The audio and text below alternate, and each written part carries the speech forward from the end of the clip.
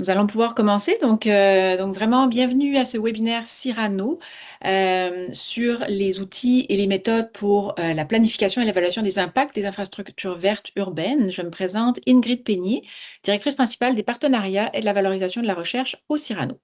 Alors, permettez-moi tout d'abord de vous dire quelques mots sur le Cyrano pour ceux et celles qui nous rejoignent pour la première fois. Donc, le Cyrano, c'est un centre interuniversitaire de recherche, de liaison et de transfert qui regroupe plus de 200 professeurs-chercheurs, principalement issus des universités québécoises.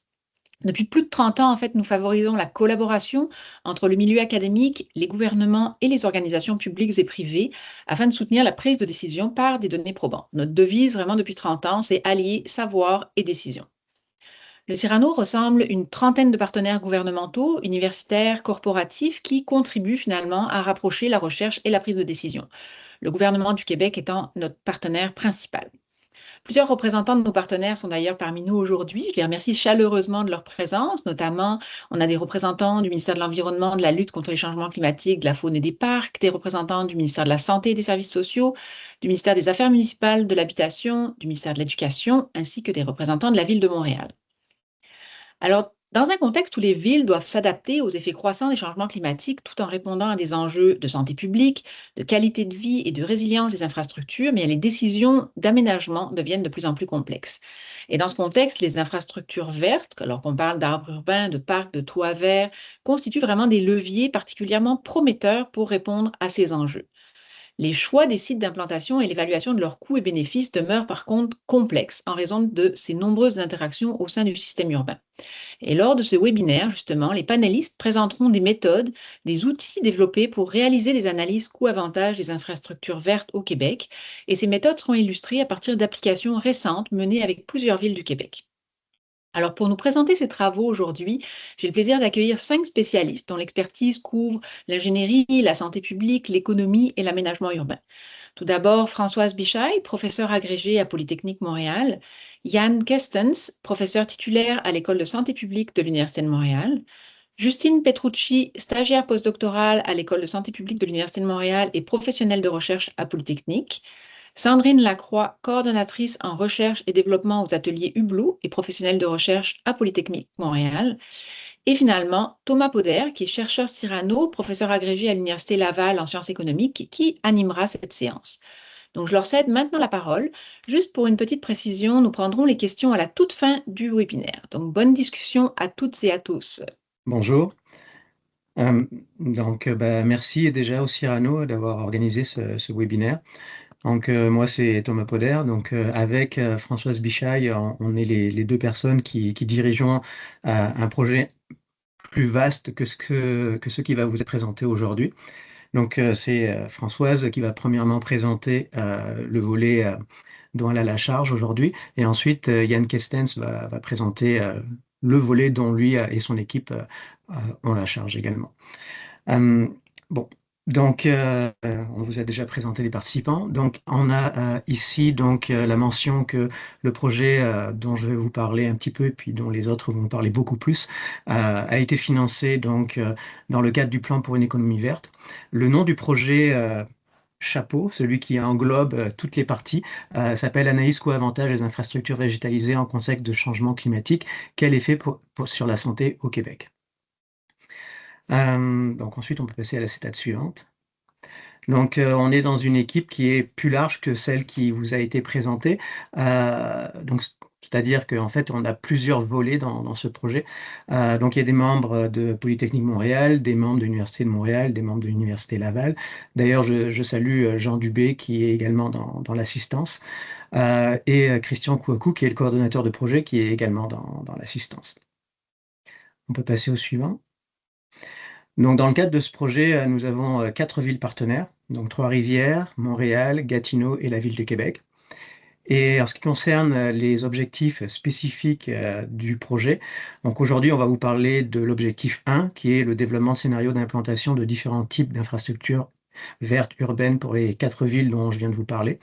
Puis on a 4 autres volets évaluation des impacts des scénarios, valorisation monétaire des coûts et bénéfices des infrastructures vertes sur la santé, valorisation monétaire des coûts et bénéfices des infrastructures vertes, mais qui ne sont pas exactement les mêmes que dans l'objectif 3. Et finalement, on va compiler les coûts et modéliser de façon dynamique, sous la forme d'une analyse coût-avantage, les scénarios d'implantation d'infrastructures vertes en changement climatique. Donc aujourd'hui, je vous le répète, c'est vraiment l'objectif 1 qui nous intéresse. Donc maintenant, je cède la parole à Françoise qui va nous parler du volet sur Pivot et l'outil Santo. Merci Thomas. Oui, donc, comme vient de le dire Thomas, nous, on va vous présenter, dans le fond, des travaux qui ont été réalisés avec un financement antérieur, principalement, pour développer un outil d'aide à la planification stratégique des infrastructures vertes dans les villes du Québec. Donc, c'est un outil, enfin, on construit sur ces travaux antérieurs dans le projet d'analyse coût-avantage des infravertes. Et comme vient de le dire Thomas, en fait, c'est surtout au niveau de l'objectif 1 que on va valoriser ces travaux-là. Donc, l'outil nous permet de développer des scénarios d'implantation de différents types d'infrastructures vertes dans les 4 villes partenaires du projet. Puis, on va toucher un peu aux analyses qu'on peut réaliser dans le cadre de l'objectif 2 du projet. Donc, Justine va vous en parler un peu en fin de cette partie de la présentation. Donc, pour présenter le projet Pivot, qui est donc le projet sur lequel on construit, c'est un projet qui a débuté vers 2022, un peu avant, mais en 2022, on a obtenu un financement du ministère de l'Économie, de l'Innovation et de l'Énergie dans le cadre d'un appel à projet en innovation sociale. Donc, dans le cadre de ce projet-là, on a principalement voulu développer et mettre à l'essai un outil d'analyse spatiale multicritère pour soutenir la planification stratégique des infrastructures vertes dans les villes du Québec.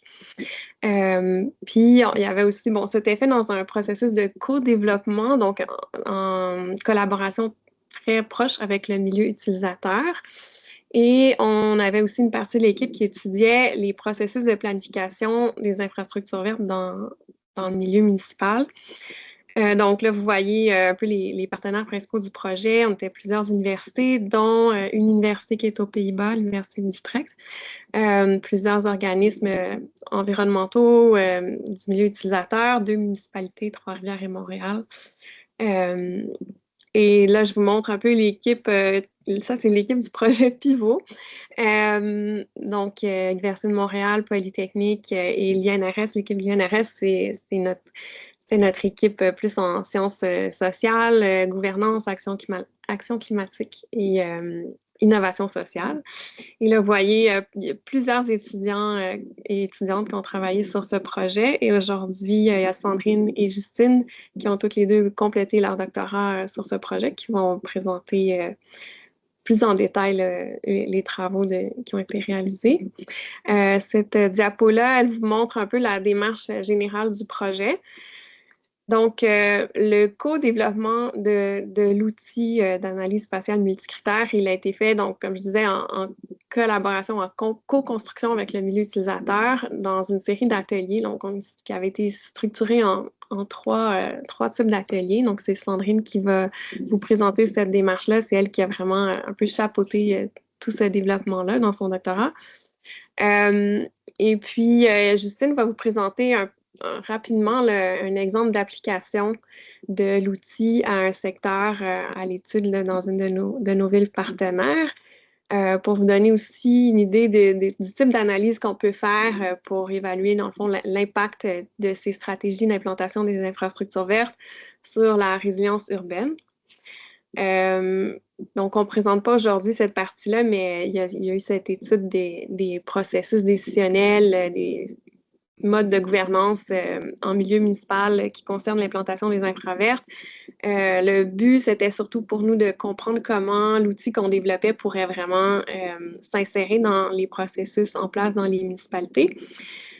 Donc, dans le cadre du financement formel du projet Pivot, c'est les processus à la Ville de Montréal qui ont été étudiés et puis un rapport qui est disponible en accès libre à ce sujet. Mais depuis, on a continué avec un peu d'autres financements, on travaille avec d'autres municipalités, donc sachant que Montréal, c'est pas le modèle de gouvernance le plus représentatif là, de l'ensemble des municipalités du Québec. Donc, on travaille avec des plus petites villes. Puis, on s'en va justement vers une deuxième phase du projet. On est un peu en renouvellement de financement.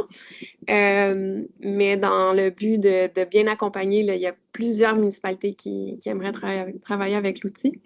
Donc, d'accompagner ces villes-là pour les aider à s'approprier l'outil puis bien interpréter les sorties de l'outil.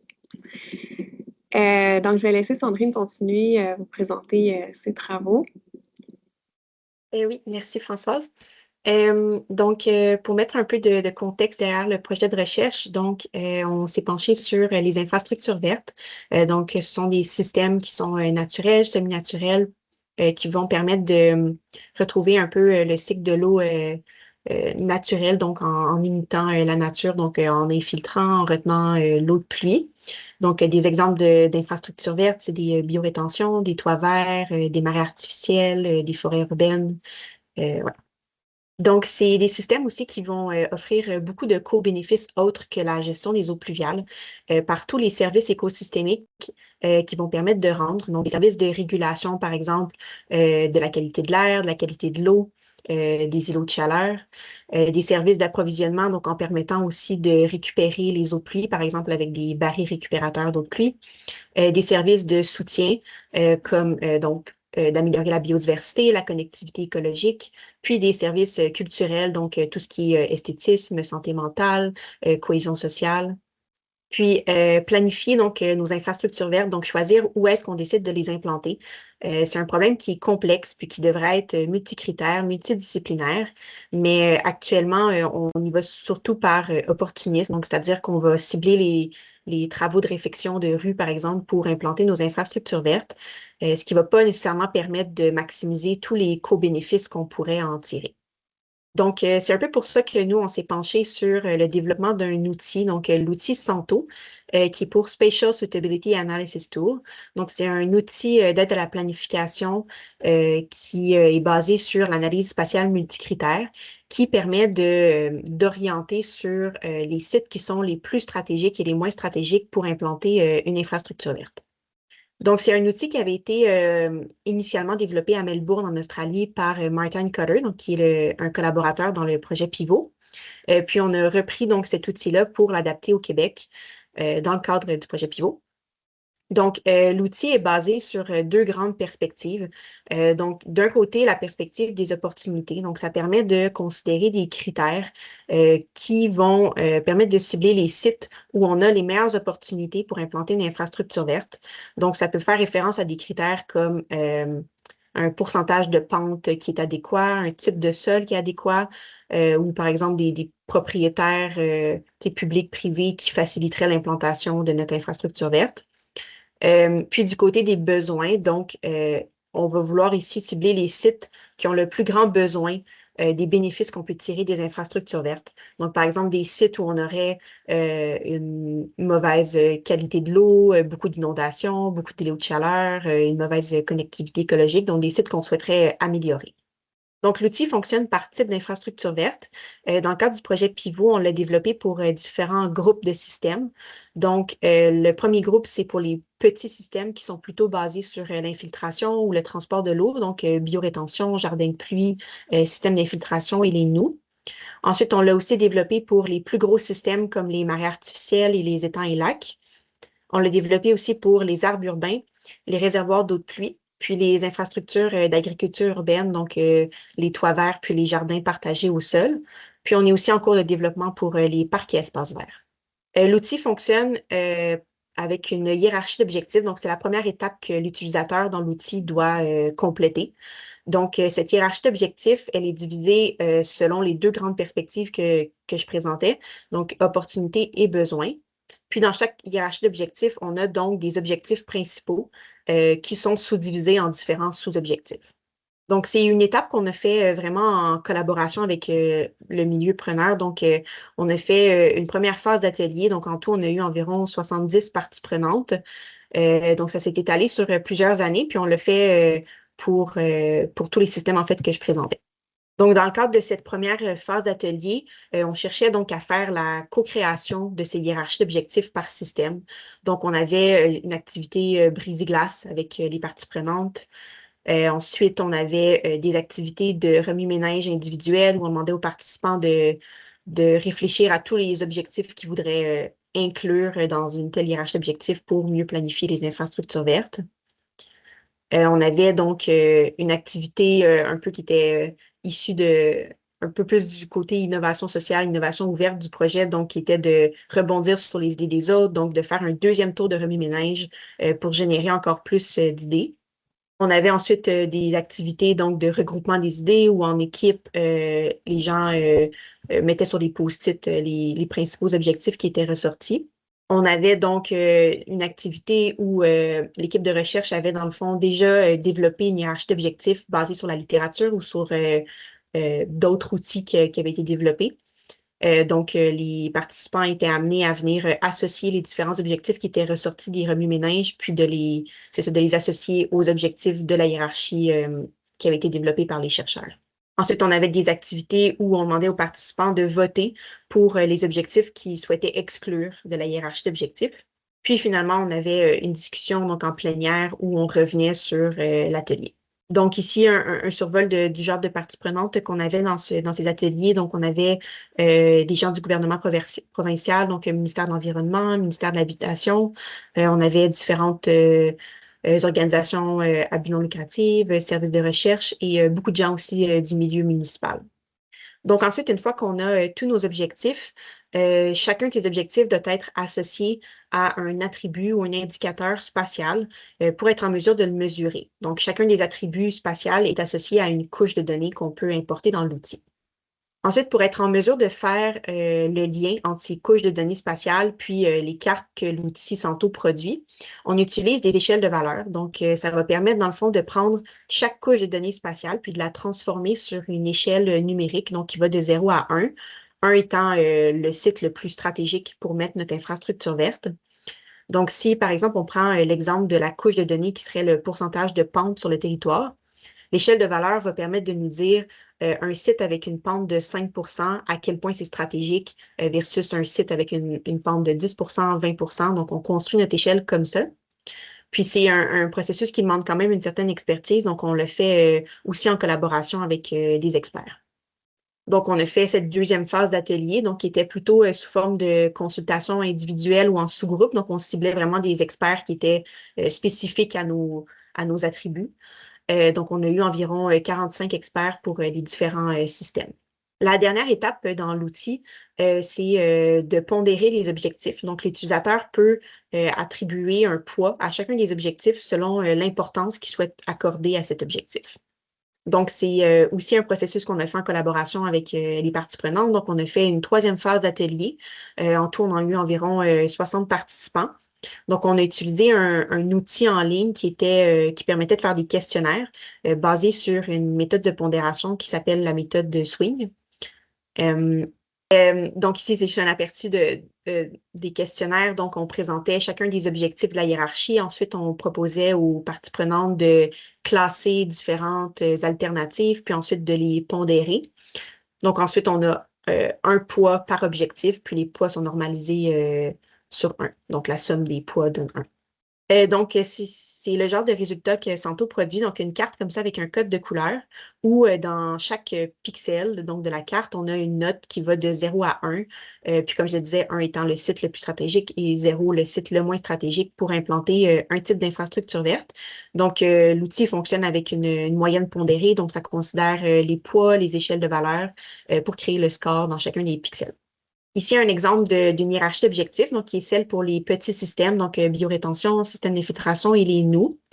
Donc, on a les différents objectifs principaux sur la première ligne. Donc, on a des objectifs qui touchaient, par exemple, à la performance des systèmes, au coût, à la facilité d'intégration dans la planification urbaine, des objectifs aussi qui considéraient les infrastructures existantes, donc pour ne pas entrer en conflit avec ces infrastructures. Puis du côté des besoins, on avait des objectifs qui touchaient la protection des ressources en eau, l'équité territoriale, la santé, le bien-être, la biodiversité, puis l'adaptation au changement climatique. Puis ensuite, on avait différents sous-objectifs qui sont, comme je le disais, tous mesurés par des attributs spatiaux qui sont associés à différentes couches de données. Puis ces hiérarchies-là sont disponibles dans des articles scientifiques donc, qui ont été publiés tout au long du projet par l'équipe de recherche. Donc, je vais passer la parole à ma collègue Justine qui va montrer plus une application de l'outil Santo. Oui, merci Sandrine. Donc, c'est ça, on a voulu un peu tester l'outil Santo puis voir comment les stratégies générées par l'outil pouvaient être différenciées l'une de l'autre. Alors, qu'est-ce qu'on a fait? C'est qu'on a développé un cadre d'analyse de la résilience. Donc, on a cherché dans la littérature les différentes composantes de la résilience qui sont affichées à l'écran, donc la résistance, la fiabilité, la redondance et le rétablissement. Et on a également identifié des aléas prioritaires. La manière dont on a identifié les aléas prioritaires, c'est qu'on s'est fié aux réponses des parties prenantes lorsque ils ont rempli les questionnaires de pondération. Donc, ce que Sandrine a présenté juste avant, on a remarqué que les parties prenantes issues du milieu municipal et de la santé avaient mis en priorité les débordements d'égouts unitaires, les îlots de chaleur et les inondations urbaines. Donc, c'est pour ça qu'on a choisi ces aléas prioritaires. Puis ensuite, on a associé des indicateurs quantitatifs à chacune des composantes de la résilience pour pouvoir évaluer quelle stratégie d'implantation va améliorer le plus la résilience sur un territoire. Donc, en se basant sur les hiérarchies développées dans le cadre du projet présenté par Françoise et Sandrine, on a développé des stratégies d'implantation. Donc, une première stratégie qui est basée sur les besoins, donc sur les opportunités, désolée, mais une aussi basée sur les besoins. Donc, la stratégie basée sur les opportunités représente ce qui se fait actuellement en milieu municipal, comme Sandrine l'a déjà mentionné, puis une stratégie justement basée sur les besoins du territoire. Ensuite, on a voulu évaluer ces stratégies-là en appliquant le cadre d'analyse de la résilience. Donc, tout d'abord, on a une carte d'adéquation qui est produite par Santo. Puis, on vient la redécouper en fonction des bassins de drainage d'un modèle. Le modèle SWIM, en fait, c'est un logiciel qui permet de modéliser le ruissellement et aussi l'écoulement dans les conduites d'égouts. Ensuite, on a classé les bassins de drainage urbains en zones prioritaires selon le score d'adéquation, c'est-à-dire que pour chaque bassin de drainage urbain, on a divisé le score d'adéquation produit par Santo pour déterminer les bassins de drainage qui avaient une forte priorité d'adéquation, une forte priorité d'implantation, donc une adéquation élevée, puis ceux qui avaient une adéquation plus faible. Ensuite, on a ajouté les infrastructures vertes dans la modélisation SWIM selon le niveau de priorité. Donc, des bassins de drainage qui avaient une priorité plus forte et donc un score d'adéquation plus élevé se voyaient attribuer un plus grand pourcentage de conversion d'infrastructures vertes, excusez, j'ai été déconcentrée, une plus grande conversion de surface imperméable en infrastructure verte. Ensuite, on a évalué chacun des indicateurs de la résilience pour les différentes stratégies qu'on avait créées. Puis, on a obtenu un score de résilience sur l'ensemble du territoire. Et ça, en fait, ça va permettre aux utilisateurs de Santo de comparer différentes stratégies d'implantation. Ici, c'est un échantillon des résultats. Donc, sur la figure 1, vous pouvez voir le score de résilience pour la stratégie qui est basée sur les opportunités. Et sur la figure 2, le score de résilience pour la stratégie qui est basée sur les besoins. Donc, déjà, quand on observe les cartes, on peut voir que quand on fait des stratégies basées sur les opportunités, c'est plutôt le secteur 3 dont la résilience sera le plus augmentée, tandis que quand on fait les stratégies basées sur les besoins, on voit que c'est les secteurs 1 et 2 dont la résilience sera le plus augmentée. Puis en fait, ça peut vraiment s'expliquer par le fait que les secteurs 1 et 2 sont principalement résidentiels, donc avec beaucoup de routes et des grandes surfaces imperméables, comparativement au secteur 3, où il y a un grand parc qui abrite une institution de santé. Donc, c'est plutôt la stratégie basée sur les opportunités qui va permettre d'améliorer le plus la résilience. Un deuxième élément intéressant à montrer quand on regarde ces figures-là, c'est que les infrastructures vertes peuvent agir en fait sur... tu peux appuyer, je pense, Françoise. Oui, merci.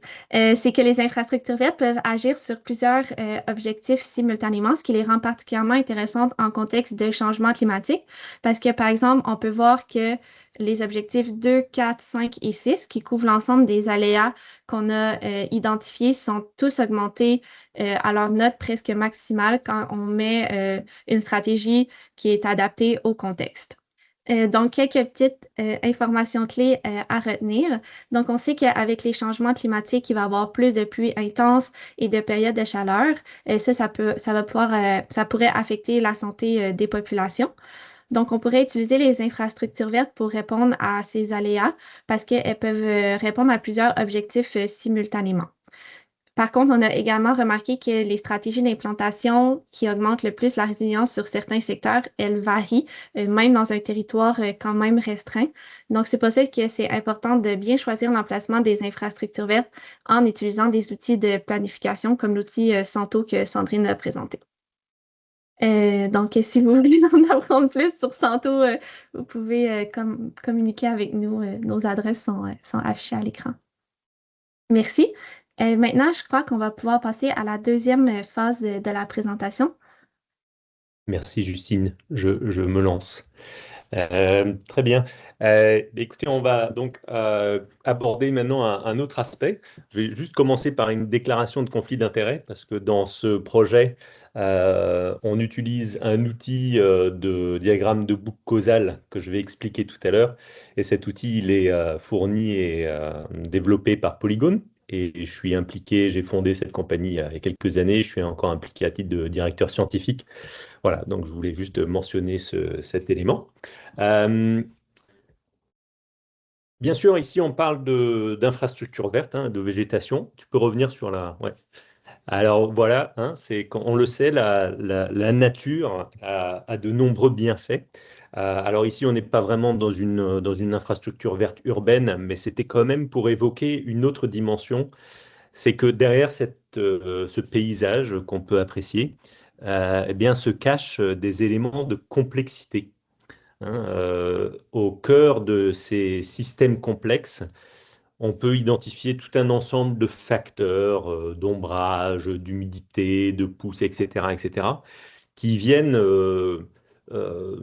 en fait générer des phénomènes émergents aussi qu'il est difficile de modéliser ou de prévoir. Donc, dans cet esprit de complexité, prochaine diapositive, s'il te plaît, Justine, on essaye dans un monde justement qui se complexifie, et là je reprends un rapport généré par Horizon Canada qui s'appelle Perturbation à l'horizon, qui a identifié, je pense, 30 ou 35 crises possibles. Et on parle de crises complexes, de systèmes complexes ici, bien sûr, en partie liées au changement climatique et à d'autres enjeux. On a par exemple une crise possible qui serait que la biodiversité disparaît et les écosystèmes s'effondrent, là en haut à droite, avec un certain niveau de probabilité et bien sûr des impacts majeurs sur la société. Donc, de plus en plus, on peut se projeter, ou en tout cas, on comprend le monde d'un point de vue de la complexité. Et finalement, l'idée, c'est d'embrasser cette complexité, notamment avec certaines approches, notamment l'approche systémique, qui nous permet d'y voir un peu plus clair.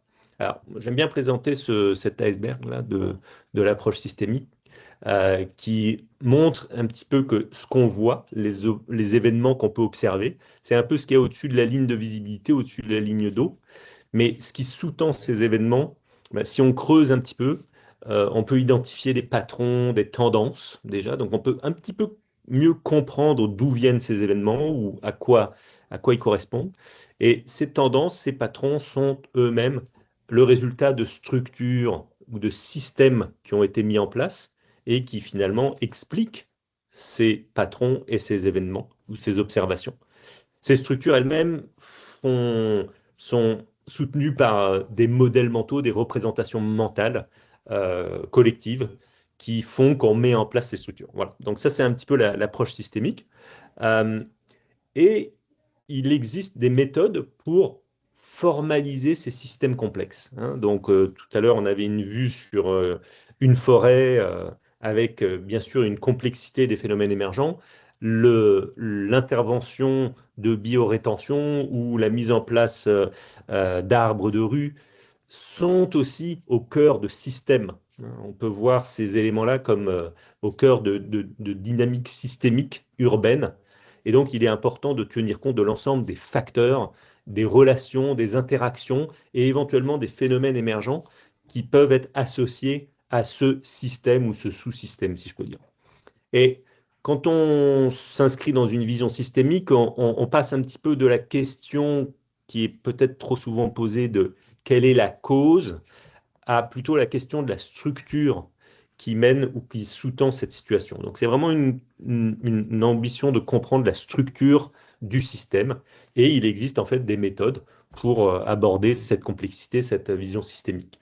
Donc on peut distinguer principalement deux types de méthodes. Il y a des méthodes participatives qui servent à décrire et comprendre ces systèmes-là, qui permettent d'intégrer des perspectives diverses, hein, des savoirs d'experts, mais aussi des savoirs expérientiels, donc qui permettent aussi de rassembler les expertises et les points de vue, et qui permettent aussi donc de formaliser ce qu'on peut appeler nos modèles mentaux, notre compréhension de ces structures. Et en fait, on a aussi des outils qui sont plus des outils de modélisation, donc de formalisation de ces modèles-là pour pouvoir faire de la simulation, tester les scénarios d'intervention, évaluer les impacts. L'outil Santo qui vous a été présenté en était un bon exemple. Alors, un des outils qu'on mobilise dans ce projet pour justement faciliter notre évaluation des impacts et donc des coûts-bénéfices de ces interventions vertes, ce sont les diagrammes de boucle causale qui nous permettent de cartographier l'ensemble des facteurs et des impacts associés à une intervention. Alors, comment on fait cette méthode, en fait, elle permet donc de capter les connaissances du groupe. Et comment on fait ouais, tu peux continuer, Justine, merci. Comment on fait cette étape-là? Comment on génère ce diagramme? On identifie d'abord les facteurs clés du système. Donc, quels sont les éléments qui font partie de ce système d'infrastructures vertes, hein, et bien sûr, on inclut dans ce système les impacts possibles. Dans une deuxième étape, une fois qu'on a ces facteurs-là, on établit des liens causaux entre les facteurs. Justine va nous montrer avec un exemple bien concret comment on fait ça. Et finalement, à une troisième étape, on identifie aussi des boucles de rétroaction qui sont en fait des cibles d'intervention privilégiées parce que ces boucles ont tendance à souligner des phénomènes qui se renforcent ou au contraire qui ont plutôt tendance à s'équilibrer ou se stabiliser, donc deviennent des cibles d'intervention particulières pour renforcer certains phénomènes ou en stabiliser d'autres. Je pense que la prochaine diapositive est un exemple de boucle causale et de diagramme, donc je laisse la parole à Justine qui va nous expliquer un petit peu comment ça fonctionne. Super. Merci beaucoup, Yann. D'ailleurs, dans le cadre du projet, en fait, ce mercredi, on a déjà mené une première activité où on a demandé aux participants de créer leur propre diagramme de boucle causale. Et je vais vous présenter un exemple issu de cette activité. Donc, on a demandé aux participants quels sont les impacts de l'implantation des arbres de rue ou des biorétentions. Donc, pour l'exemple que je vais vous présenter, je vais parler des impacts des biorétentions. Donc, la première chose qu'on a demandé aux participants, c'est de tracer les liens entre les facteurs et le thème central, qui est ici la surface de biorétention, puis de déterminer la polarité. Donc, la première question qu'on se pose, c'est s'il y a un lien entre les différents facteurs du système et le système central. Donc, par exemple, entre acceptabilité sociale et surface de biorétention. Puis, on se demande si le lien va de acceptabilité sociale vers surface de biorétention ou l'inverse. Dans ce cas-ci, on pourrait dire que l'acceptabilité sociale sera liée aux surfaces de biorétention. Puis la deuxième question qu'on se pose, donc on va pouvoir déterminer ici la direction. Et la deuxième question qu'on se pose, c'est si lorsque l'acceptabilité sociale augmente, par exemple, est-ce que ça pourra aussi augmenter les surfaces de biorétention? Donc, une direction qui va une relation qui va dans le même sens, ou si au contraire, s'il y a plus d'acceptabilité sociale, ça pourrait limiter, on va dire, les surfaces de biorétention. Dans ce cas-ci, c'est c'est une relation qui allait dans le même sens, donc la polarité est positive. Ensuite, on a demandé aux participants de tracer les liens entre les facteurs d'un même thème et de déterminer la polarité. Donc, vous voyez maintenant en jaune des facteurs qui sont dans un même thème. Puis, les participants ont tracé les liens entre ces différents facteurs d'un même thème.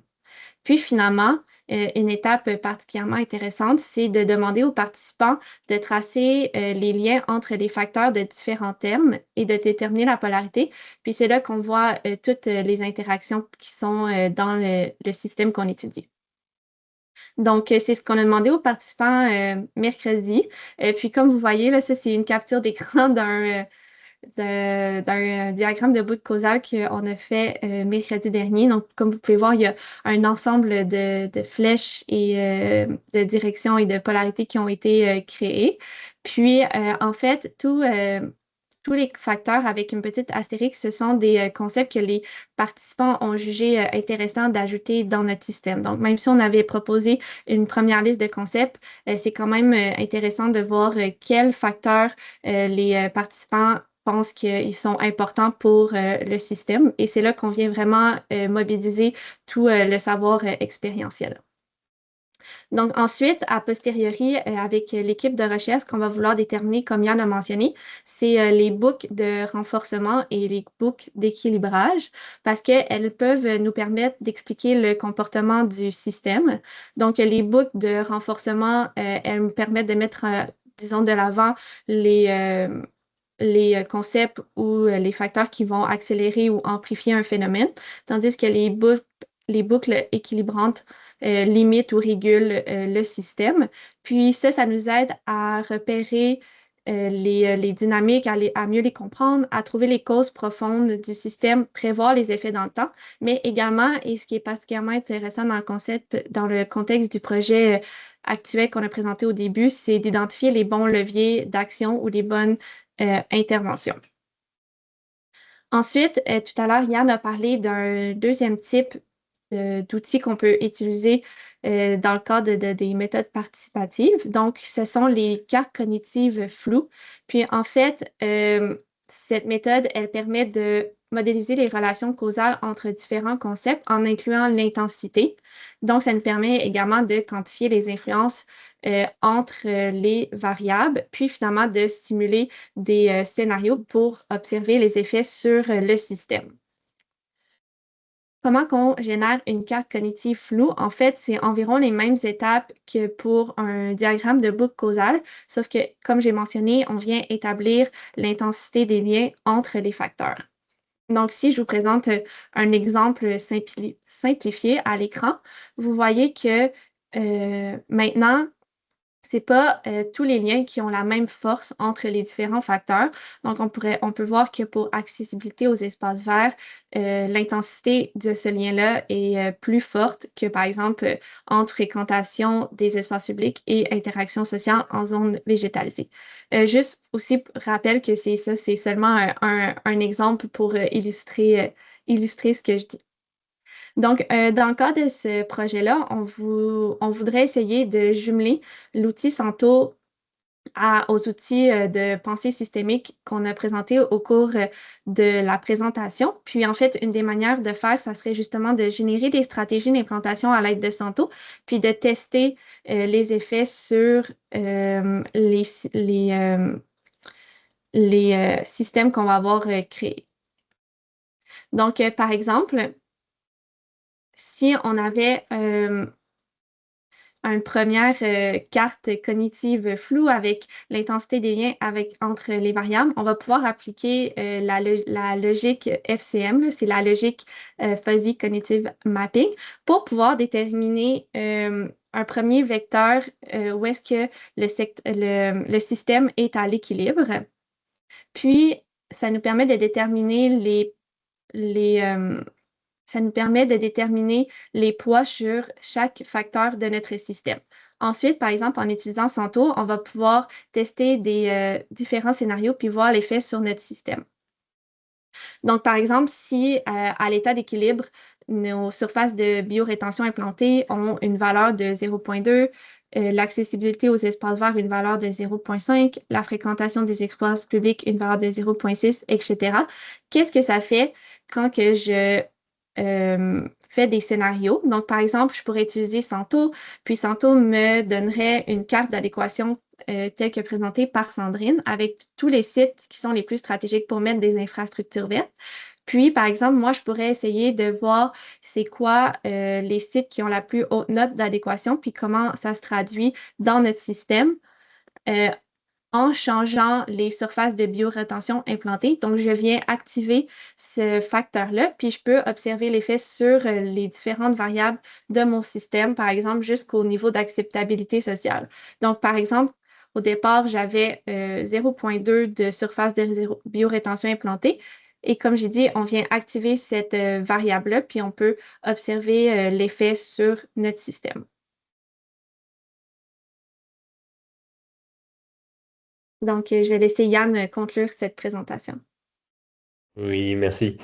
Donc, ouais, en conclusion, en fait, c'est ce type d'approche-là qui tient compte de l'aspect systémique et donc de la complexité, permet une meilleure compréhension des structures, en fait, et aussi, du coup, de mieux intégrer, de mieux comprendre les co-bénéfices qui sont souvent ignorés, puisque en faisant cette cartographie systémique, on vient identifier différents facteurs qui peuvent être relativement loin en termes causal, mais qui viennent quand même être modifiés éventuellement par les interventions.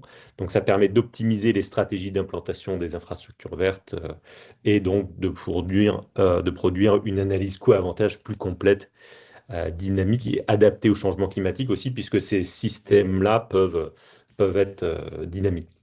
Voilà, donc bien sûr, on pense que l'analyse coût-avantage des infrastructures vertes doit inclure l'évaluation des multiples bénéfices sociaux, sanitaires, environnementaux et économiques pour avoir une image juste des coûts et avantages.